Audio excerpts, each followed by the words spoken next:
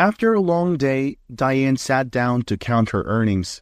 Just the day before, she was fortunate enough that her neighbor, Mrs. Tammy Lasher, had asked her to help with moving the stuff around her house. Even though the work had left her feeling exhausted, Diane found solace in the fact that she had made some extra money. Ever since Diane had moved into the room in an old house, she had known Mrs. Lasher, a businesslike woman who held a welcoming demeanor. Mrs. Lasher was a prominent figure in the local community, recognized and respected by nearly everyone. As Diane got to know her better over time, she discovered that beneath Mrs. Lasher's professional exterior lay a genuinely kind and caring individual. Her curiosity was insatiable. She had an intrinsic interest in everyone's lives, which was balanced by her generous and empathetic nature. While they were working together, Tammy turned to Diane and said, "You've been my next-door neighbor for about a year now, haven't you, Diane?" "Yes, you have quite an impressive memory, Mrs. Lasher," Diane responded. Tammy's eyes sparkled with amusement as she said, "Well, as a community representative, I try to keep track of what's happening in our neighborhood." She paused, a smile playing on her lips. "Even though you've been here for quite some time, I've only seen you a few times." Diane chuckled and replied, "That's not surprising, really. My days are filled with studying and my evenings with work. It seems like I use my place only for sleeping. Luckily, I got this room pretty cheap. Living closer to my job in the city center would be too expensive." Tammy, looking intrigued, asked, "Do your parents live in a different city?" "I'm an orphan, actually," Diane responded. Taken aback, Tammy dropped the wallpaper roll she was holding. "Oh, I'm so sorry, Diane." "No need to apologize. I've adjusted to it," Diane replied, though a hint of sadness tinged her words. Tammy sighed sympathetically. "It must be tough to feel so alone." Diane responded, "Like I said, I've grown accustomed to it. I believe my father is out there somewhere, but he abandoned me before I was even born. My mother passed away when I was very young. I don't have many memories of her, just a few old photographs." Wanting to offer some comfort, Tammy said in a sincere, caring tone, "Diane, if you ever need anything, don't hesitate to ask. It could be anything from problems with your utilities to disputes with other neighbors. I may be just a regular person, but I promise to help as best as I can. I have a few connections that could be useful."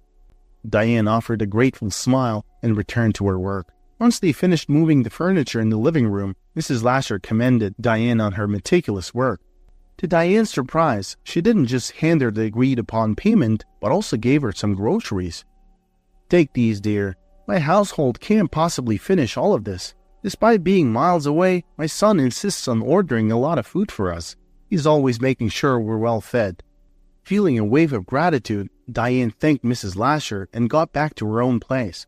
However, once alone, she was unable to hold back her tears. Life had been an uphill battle ever since her mother's death. The cold, impersonal environment of the orphanage had been her reality, a place devoid of warmth and love.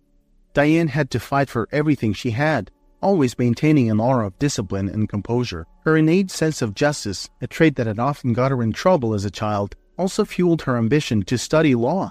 She had fought hard to gain admission into law school after high school and had been working tirelessly ever since to finance her education. That day, Mrs. Lasher's simple act of kindness had moved her deeply. It contradicted her belief that no one cared about others. On her day off, Diane found herself browsing through baby items in the store window. She knew she couldn't afford many things, but she still had 4 months to prepare. She was determined to manage it all, even though the cost of necessities like a crib and a stroller was daunting. She thought of seeking out used items online, a more affordable alternative. As for her studies, she decided to take an academic leave to dedicate herself entirely to caring for her upcoming baby. She stepped inside the store and made a modest purchase, some cozy blankets and baby onesies. As she returned home and was admiring her purchases, the doorbell rang. It was Mrs. Lasher. "Diane, dear, I noticed you coming home.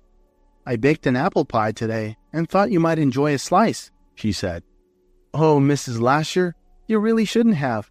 But why don't we enjoy some tea together?" Diane suggested. Tammy agreed. "Sure, why not? It's always more enjoyable together. My son Samuel is at work again." While Diane prepared the tea, Mrs. Lasher walked around the room, her attention drawn to the baby items spread out on the couch. "Diane, Who are these for?" she asked, pointing at the new baby clothes. Feeling a blush creep up her cheeks, Diane quietly answered, "They're for my baby. I'm expecting in about 5 months." Mrs. Lasher looked at her for a moment, then asked, "And the father? I presume he's no longer in the picture?" Diane sighed. It was the first time anyone had been so direct about her ex-boyfriend, Caden. They sat down with their tea, and Mrs. Lasher said, "Listen, you don't have to discuss it if you don't want to, but if you ever need a shoulder to lean on or someone to listen, I'm here for you." Diane sighed again. She stirred her tea for a few moments, grappling with the emotions welling up inside her. Talking about it wasn't going to be easy. Diane's story began in the bustling cafe where she worked. It was a typical sunny day, with Diane flitting between tables, taking orders in her crisp uniform. The cafe, known as the Cheesecake, was a popular spot, especially on Friday evenings, brimming with lively conversations and laughter. A group of young men and women were seated at a far-off table, and Diane made her way towards them to take their order. "Why did it take you so long? We've been waiting forever," one of the girls complained, despite having just arrived a couple minutes ago. Maintaining her professional composure, Diane flashed a polite smile and apologized for the slight delay, a tactic she often used to diffuse impatient customers. However, the girl seemed adamant about making a fuss over minor details. "All right, Pia, settle down. We just got here. Don't be harsh," interjected a dark-haired guy from the group, coming to Diane's defense. He locked his gray eyes with Diane's, offering her a charming smile. Caught off guard, Diane managed to take their orders and quickly return to her duties. Yet throughout the rest of their stay, she couldn't shake off the feeling of the young man's eyes following her. As they were about to leave, the guy approached her. He introduced himself as Caden and asked for her phone number. Diane's polite refusal seemed to take him by surprise, his confident demeanor replaced by confusion, though he still looked interested. From then on, Caden became a regular at the Cheesecake Cafe. He would often bring flowers and small gifts for Diane, stop by for coffee, and patiently wait for her shift to end, all in a bid to win her over. Diane, a quiet and reserved girl, was known for her dependability and level-headedness. She was respected at the Cheesecake, her superiors appreciating her diligence and dedication to both her work and her studies. Diane was not impulsive. Rather, she preferred to think through decisions carefully. She had always thought herself capable of handling any life situation, yet Caden's persistent attention left her unprepared, and she soon found herself falling for his charm. Caden, a member of the city's privileged youth, soon became the center of Diane's world. They had only known each other for 6 months, but his conversations about their shared future felt earnest and genuine. He talked about their life after marriage, and even mentioned introducing her to his family. Diane found herself believing in his words wholeheartedly, considering herself the luckiest woman in the world. One day, she was particularly eager to meet Caden. She had been feeling under the weather for a few days, plagued by persistent nausea and fatigue. That morning, she had taken a pregnancy test, discovering that she was expecting. Initially, a wave of panic and fear washed over Diane, quickly followed by a burst of joy. The realization that she was carrying Caden's baby filled her with an undeniable euphoria. She hastily headed to see Caden at his workplace, a bright smile dancing on her face despite the turmoil of emotions within her. Excitement mixed with a tinge of worry. Was it all happening too fast? These worries, however, were overshadowed by the thought that Caden's promises were becoming a reality. They would always be together, they would raise a child, and they would be the happiest family. Recently, Caden had joined his father's business, being groomed to take over the family empire someday. As the only child of affluent parents, he was given his own office right from the start of his career, a fact he often shared with pride. Diane walked into the office building, surprised to find his secretary missing from her desk. However, her heart sank as she found Caden with his secretary, the woman perched on his desk, both of them laughing and sharing an intimate moment. As she barged in, they quickly pulled away from each other, looking surprised and guilty. "Diane, what are you doing here?" Caden stammered, looking somewhat panicked. He quickly composed himself, clearing his throat, and introduced his secretary, Gina, as his childhood friend. Taken aback, Diane pushed her feelings of unease aside. She had an important news to share, and she wouldn't let anything ruin the moment. "Caden, I have something to tell you." Caden, standing awkwardly beside Gina, said, "Diane, it can wait." Trying not to feel slighted, Diane decided that this was not the time to hold grudges. She waited for Caden to dismiss Gina, and once they were alone, she prepared herself to share the news. "So, what's the news?" Caden asked, leaning against his desk. Diane beamed at him. "Caden, you might want to sit down for this." Caden, standing tall and casual, responded. Diane just spit it out. "All right. Remember I warned you. We're going to have a baby, Caden." Surprise registered on Caden's face. He gawped at her before managing to say, "What? We? You must be mistaken. I didn't ask for this." Still smiling but feeling a pit in her stomach, Diane responded, "Caden, what are you saying? It's our baby. Yours and mine." He retorted, "Why should I be happy? I didn't plan on becoming a father anytime soon." "But Caden, you promised we'd be together always," Diane managed to say. "Us? Together? Did you think getting pregnant would force me to stay? If you thought you could trap me with a baby, you were sorely mistaken." His harsh words hit Diane like a punch. She found herself gasping for air. "Caden?" She barely managed to utter his name. Ignoring her, he headed towards the door, opening it with a loud bang. Before leaving, he turned to say, "Diane, go home. I'll call you later. I've got a meeting now. You know your way out." With tear-filled eyes, Diane watched as the door slammed shut, leaving her alone with the harsh reality. That very evening, Caden did get in touch. However, instead of offering reassurances or explanations, he demanded that Diane terminate the pregnancy. He bombarded her with similar messages over the next few days. Ultimately, Caden, barely recognizable from the man Diane thought she knew, met her one more time, this time handing her money. He said it was for taking care of the baby issue and told her to never bother him again. "Mrs. Lasher, please don't think less of me," Diane implored, her eyes pleading with the older woman. Caden's world was different from mine.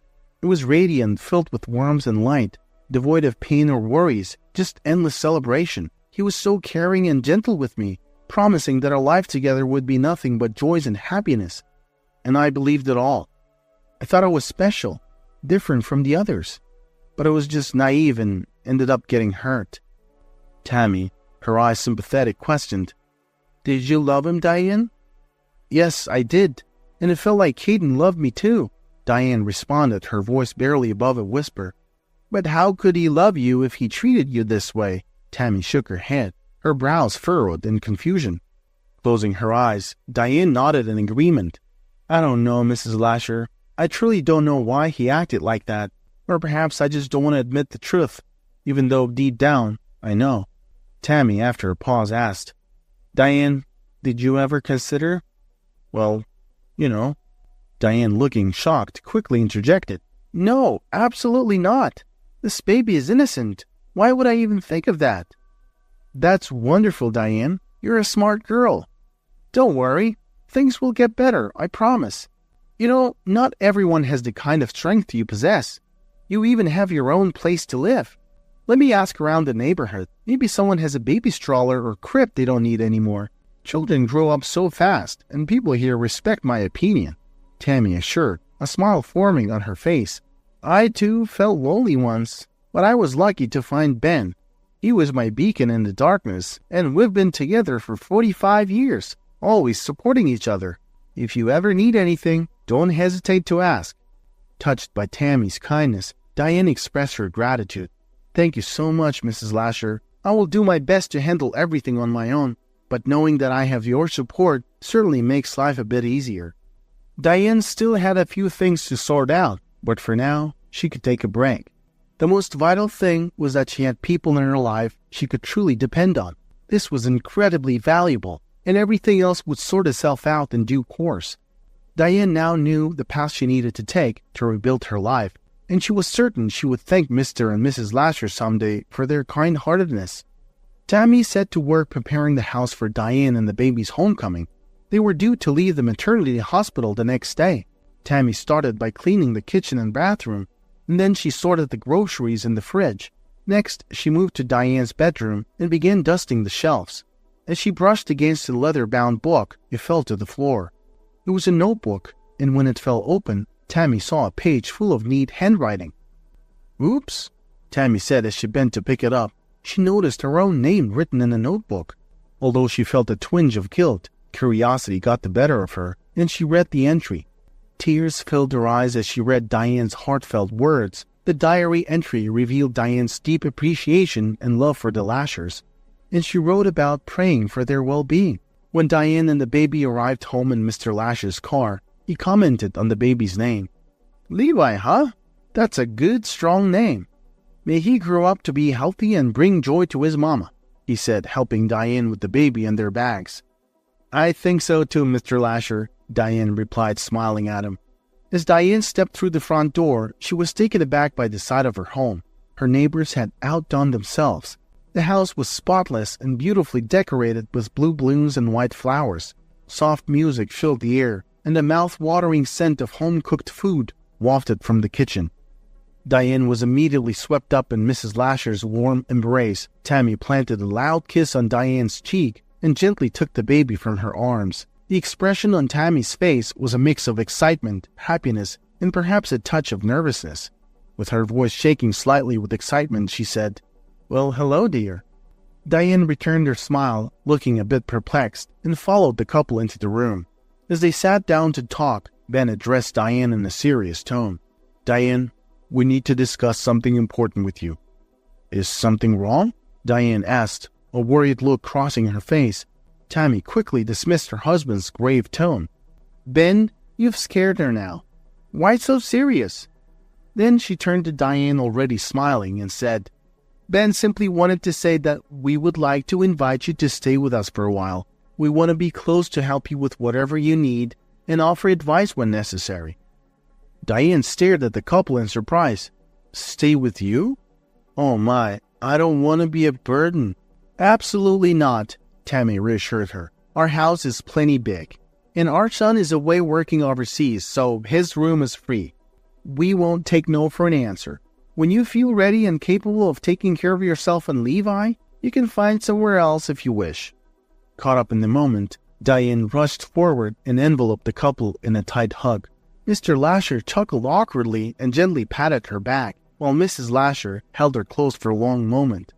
As time passed, life continued on its natural course. The baby, Levi, grew up strong and healthy, and Diane managed to find work. She returned to university and after a successful final year, graduated with distinction. Although Diane had long since moved away from the Lashers, they continued to support her as they always had. Tammy helped care for Levi until Diane found a suitable nanny. In time, Diane moved to a large city where she pursued her ambitions diligently. Her journey took her from a young, lost waitress in a cafe to a resilient, determined, and successful businesswoman. Over 8 years, Diane built her own business, providing a comfortable life for herself and Levi, complete with a lovely apartment in the city center and a car. Diane ensured Levi had a bright future, enrolling him in a highly regarded school where he soon became a top student. His life was rich and fulfilling, filled with exciting activities, sports achievements, and great times with good friends. The Lashers stayed in the same small town, their happiness complete when their son returned from abroad to run his business locally. Although he didn't live with them, he visited them often. "Darling, come take a look at this," Tammy called her husband one day, peering out the window at the street. Parked right in front of their house was a brand new black pickup truck. "This truck's been here since Saturday. I'm a bit nervous. Did you pick a fight with someone at the bar again?" "Don't be ridiculous. Of course not," her husband replied, also looking at the enormous vehicle in their driveway. "You never know who might have a bone to pick with two old folks like us." He laughed heartily at his wife's comment before returning to his comfortable chair in front of the TV. The next day, the truck remained parked in front of their house, leaving the couple uneasy. Ben wondered if it had been abandoned or perhaps stolen. In the evening, having exhausted all speculation about the mysterious truck, the doorbell rang. Tammy opened the door and gasped in surprise and delight. Standing before her was a radiant young woman, a bouquet of roses in her hands. "Surprise!" Diane announced with a radiant smile, wrapping Tammy in a warm embrace. "Oh, our dear Diane!" exclaimed the pleasantly surprised elderly woman. After a moment, she released Diane and ushered her into the house. "Honey, look who's come to see us." "Where have you been all this time, Diane?" Ben chided her later at the dinner table as he piled a heap of delicious dishes onto her plate. "Oh, lay off her, old man. Diane's a busy woman," Tammy said, jumping to Diane's defense. Ben grumbled but reached across the table to squeeze Diane's hand. "We've missed you dearly," he said, a smile softening his stern demeanor. Diane had been meaning to visit the elderly couple for some time, but her busy schedule had always seemed to get in the way. This time, she was determined to clear her calendar, postponing work and rescheduling meetings just to spend time with her cherished friends. With her son Levi on a 3-day trip with his friend's family, she had come alone. As she sat with them, catching up and watching the couple's loving banter, Diane felt a sense of immense joy. Their interaction brought back memories of the early days after Levi's birth, when a usually gruff Ben Lasher would coo over the baby, refusing to let him out of his arms. Despite Tammy's protest that he was spoiling the baby, Ben personally selected and purchased all the baby necessities, driving them over in his old car. "By the way, Mr. Lasher, what do you think of the truck?" Diane asked him casually. "What truck?" Ben responded, confused. "You didn't receive my letter?" Diane asked, surprised. The elderly couple exchanged baffled glances. "I apologize. I completely forgot to ensure you received the card and letter. That was thoughtless of me," Diane said, chiding herself. "Anyway, this is something I've been dreaming of doing for some time. It's not a grand gesture, but please accept it as a token of my gratitude." The new truck, which had been parked outside their house, was in fact a gift from Diane. She recalled a conversation from years ago when she was pregnant and juggling her job and caring for her newborn son. During a rare, unguarded moment, Mr. Lasher had voiced a quiet wish for a new vehicle to replace his beat-up old Honda, fantasizing about taking Tammy on drives in a big truck. Diane had never forgotten this, and now she had the means to make his dream come true. Mr. Lasher expressed his surprise while Tammy simply stared at Diane, her eyes wide. The generous gift had left them utterly dumbfounded. They protested, insisting they couldn't possibly accept it, but Diane stood her ground. Finally, Mr. Lasher relented, accepting the keys with a grateful nod. "We spent the entire day wondering who could have left a truck right in front of our house. Oh, Diane, you truly surprised us. We can't thank you enough." The couple beamed at each other, acknowledging that they were overwhelmed not so much by the gift itself, but by the heartfelt sentiment behind it.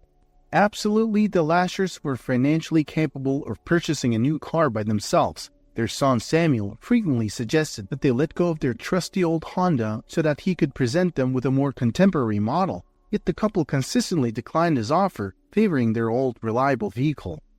Mr. Lasher had occasionally grumbled about the car's antiquated features and shortcomings to Diane. However, this was more out of a desire to put Diane at ease than an actual need for an upgrade.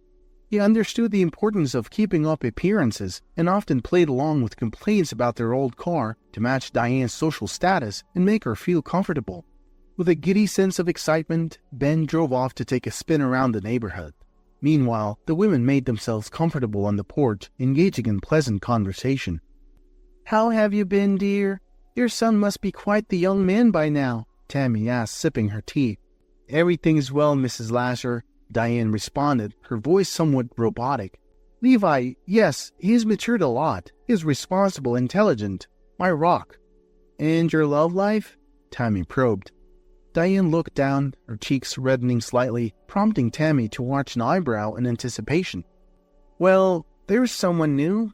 He's a business partner of mine. I think he's interested in me. He's invited me to dinner several times under the pretense of discussing business, but these dinners have felt more like dates." "And?" Tammy pressed. "I don't know. I'm conflicted. He's attractive and he's incredibly gentle, respectful, caring, and witty. Our conversations are always enjoyable, but I don't want to rush things, especially considering Levi. Since when is having a child a problem? Don't miss out on happiness because of outdated norms," Tammy said sternly. After a moment's pause, Tammy sighed, adding, "Ever since my son returned, I've imagined introducing you two. You would have made a lovely pair, but it seems life has other plans." At this, Diane chuckled, leaning her head on Tammy's shoulder, comforted by her words and the warm affection she'd always shown her. When Mr. Lasher returned from his joyride, his face was aglow with happiness. He couldn't stop raving about the feeling of the truck Diane had gifted. Diane then surprised the couple once more, kindly offering them to move to her house in the city. The Lashers warmly thanked her but declined her generous offer. "Our son wanted us to move with them too, but why would we need the hustle and bustle of that big city? We love it here in our snug home where we've lived our whole life," they explained. The following morning, they bid Diane goodbye, standing outside their cozy home. "Promise you'll visit more often, and bring Levi with you next time," Tammy instructed, a stern look on her face replaced with a soft smile as Diane nodded, getting into her car. Back in the city, Diane delved into her work during the day and devoted her evenings to her son. However, she couldn't help but notice the increased attention from Ryan, her business partner. He'd surprise her with rare theater and opera tickets or send her favorite flowers. His knowledge of their interests amazed her, but she still hadn't revealed the most significant part of her life to him, causing her some worry. One day, she decided to address it head-on. She invited Ryan over for a coffee. "Ryan, there's something important I need to tell you," she said, looking at the smiling man sitting across from her. Ryan's smile vanished as he responded, "Yes, Diane, I'm listening." Gathering her courage, Diane began to speak. "Ryan, before things get any deeper, I want to let you know that Ryan interrupted her. "You don't really like me." Diane felt a rush of warmth spread across her cheeks and she quickly set things straight. No, that's not it at all. I actually like you a lot." The words tumbled out before she could stop them, leaving her surprised at her own boldness. A moment of silence ensued as she processed what she had just confessed. She felt an uncomfortable pang of anxiety, unsure of how she would react. Trying to break the tension, she nervously laughed and tried to lighten the mood. "Well, that came out faster than I thought it would." Ryan exhaled, visibly relieved. "So what's the matter then?" "I have a son. He's 8 years old. You're a successful, handsome young man with a bright future ahead. You could be with anyone you choose, someone perhaps more suitable. Why would you choose a single mother when you could find someone younger, someone without baggage?" "Is that all you want me to be aware of before we proceed?" Ryan asked, his gaze fixed on Diane. "I just want to make sure my son isn't seen as a burden," Diane replied, her voice laden with concern. "He means the world to me." Ryan considered her for a moment before exhaling deeply. "Do you remember the first time we met at the business center? I was so taken by you, so captivated by your presence that I barely heard a word you were saying about our potential partnership. My team had to fill me in later. That night, I wanted to learn everything about you, and it was the same night I discovered about Levi." Diane stared at him, her expression a blend of astonishment and disbelief. "But what I couldn't have imagined back then was how much I'd grow to love your son," Ryan continued. "At first, I was just curious about the two of you, so I arranged to meet Levi. Then I found myself eagerly attending his sports games and hanging out with him and his friends. Eventually, I confessed to him that I had feelings for his mother, and I asked if I could court you. He gave me his blessing." Diane's mouth fell open in shock. "What?" "I apologize," Ryan hurriedly added. "I should have discussed it with you first. I hope you're not angry." Diane was stunned. In retrospect, she realized there had been signs. The sudden appearance of toys she wouldn't normally buy, Levi's unexplained outgoings to play with the local boys, even when they hardly knew any kids in the neighborhood. But she never suspected that Ryan was behind it all. At first, she felt a flash of anger, more directed at Levi for his little secret. But as she locked eyes with Ryan, seeing his sincere and hopeful look, her anger melted away to be replaced by a tender smile. She was looking at someone who genuinely cared for her and her son, something she hadn't experienced in a very long time. While there were other men who'd shown interest in her over the years, none had managed to win the trust of both her and Levi. And so, after 9 years of putting up walls, Diane let herself embrace the possibility of love, not just for her, but for her son as well. She opened her heart to a new relationship, one that included both her and Levi. Diane's life began to burst with vibrant hues. Ryan's care and affection filled each day with a newfound joy.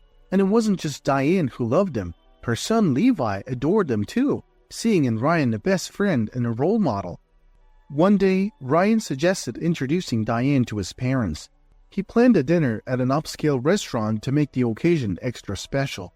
The evening arrived, and Diane, along with Ryan and Levi, awaited his parents, who were running a bit late. The anticipation made Diane jittery. This was a significant milestone in their relationship. An elderly couple walked into the restaurant, and Ryan greeted them with a warm smile, guiding them towards their table. Diane's eyes widened in disbelief. It was Tammy and Ben Lashers, the kind-hearted couple she'd come to cherish. Her heart fluttered as she recognized them, a wave of astonishment washing over her. The realization that her lover's parents were also people she held dear was nothing short of extraordinary. The elderly couple, equally surprised, barely had time to react before Diane, Levi, and the Lashers enveloped each other in a round of joyous hugs, laughter, and happy tears. The surprise reunion left Ryan utterly perplexed until it dawned on him. Diane was the same woman his mother had been trying to introduce him to, a suggestion he had always shrugged off, confident in his choice. The irony of the situation was too amusing for words. The evening unfolded into a splendid affair, filled with animated laughter and heartfelt conversations. Tammy and Ben regaled everyone with tales from Ryan's youth, while Ryan reveled in Diane's delighted reactions. The dinner marked not just the blending of their lives, but also the convergence of past connections and future possibilities, all woven into a beautiful tapestry of shared love and joy.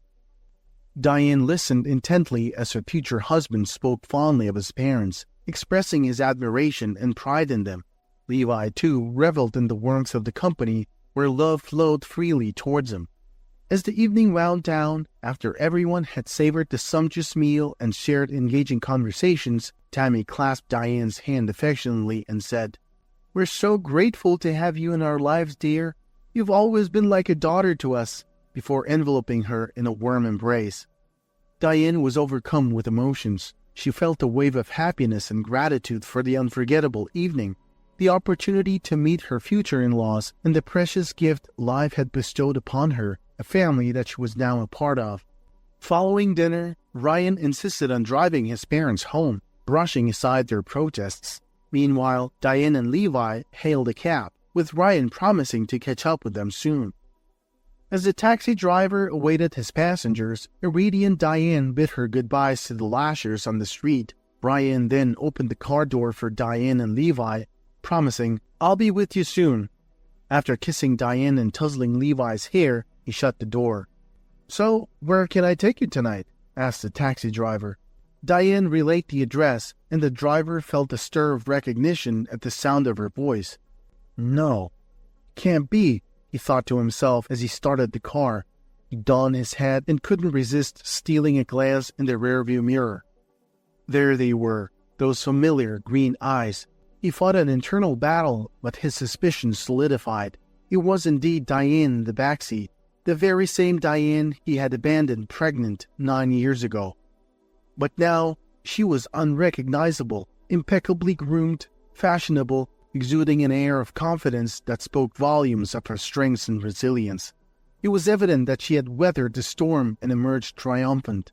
Overcome with embarrassment and a whirlwind of emotions, Caden carried on driving, occasionally stealing glances at the woman in his rearview mirror. His gaze then drifted to the boy sitting next to her. As he maneuvered through the city's traffic, he found himself drawn to the boy's features. Eventually, he ceased looking and his eyes welled up with tears.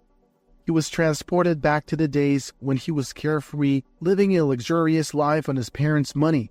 But life had a way of humbling people, and he was now an ordinary man, eking out a living as a cab driver. They reached their destination. As Levi got out of the cab, Diane lingered behind to settle the fare. Caden felt too embarrassed to lift his gaze from under his hat. Diane noticed the driver avoiding her gaze. At first, she thought it odd, but then she took a second look and recognized the familiar contours of his face. "Caden, is that you?" she asked. Slowly, Caden looked up, his eyes brimming with tears. For a moment they locked eyes, and Diane's heart stuttered as she remembered how a decade ago she had pleaded with those same eyes. After a brief silence, Caden managed to stammer, "Hello, Diane. I'm so sorry. You hurt me, but I survived. I wish you happiness. I've forgiven you." With those words, Diane handed Caden all the cash she had in her wallet and stepped out of the cab. She took Levi's hand and they made their way towards their home. "Mom, was that someone you know?" Levi asked, noticing that his mother had lingered in the cab. "No, sweetheart. Just someone who could use a generous tip."